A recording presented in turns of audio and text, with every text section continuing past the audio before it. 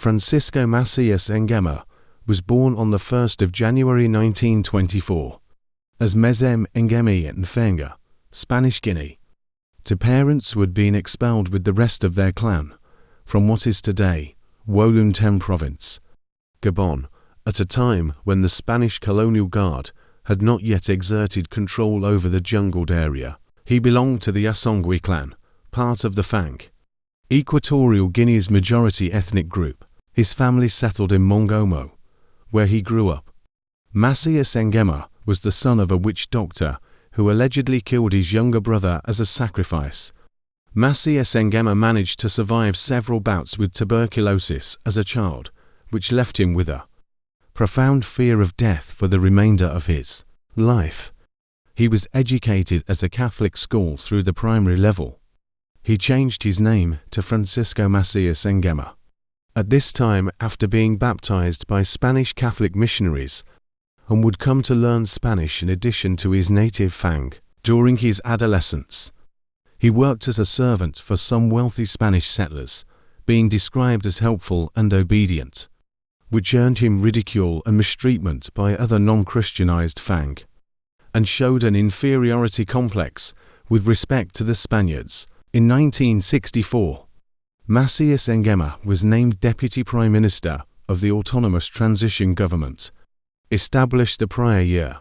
Around this time, Macías Nguema himself came to fear that he was mentally unstable. Before the 1968 Spanish Guinean general election, aged 44, he traveled to Madrid, where he was treated at the Rubin Clinic. Despite these concerns, Macías Nguema ran for president of the soon-to-be independent country against Prime Minister Bonifacio Ondo Edu via a strongly nationalist platform in 1968. He employed a Spanish lawyer to write his texts, providing him with a coherent agenda, and made various promises too. He would point at European-owned houses and ask the crowds if they wanted to own the place. When they responded positively, he stated that he would give them to the listeners if they voted for him. However, Macías Nguema was easily distracted from his speeches and often made chaotic public appearance.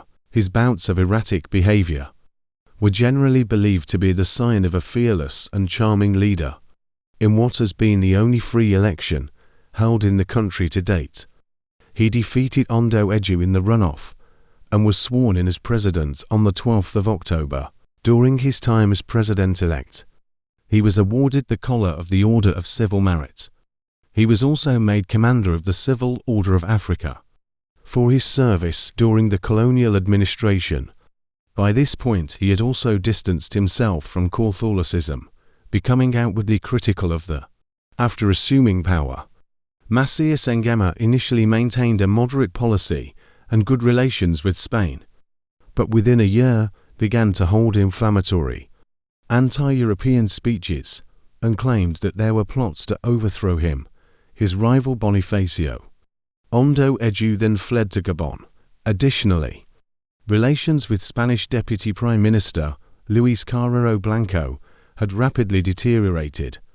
The coffers of the only two banks in the new country, the Banco Exterior de España and the Banco de Crédito, were emptied, meaning officials could not be paid. The country still lacked a national bank or its own currency, meaning the Spanish peseta had to be used, and according to the transition agreements with Spain, any biennial budgets approved for the territory prior to independence would need to be used, but Spain refused to honor its obligations. In March 1969, Macías Nguema arrested his own foreign minister on treason charges and executed him by defenestrating him. Edu was also captured and brought back to Equatorial Guinea, where he and several other senior officials were killed at Black Beach. On Christmas Eve 1969, he had 186 suspected dissidents executed in the National Football Stadium in Malabo. While the executions were going on, amplifiers played Mary Hopkins' song "Those Were the Days." 150 were shot or hanged, with the remaining 36 being ordered to dig ditches in which they were buried up to their necks and eaten alive by red ants. Over the next few days,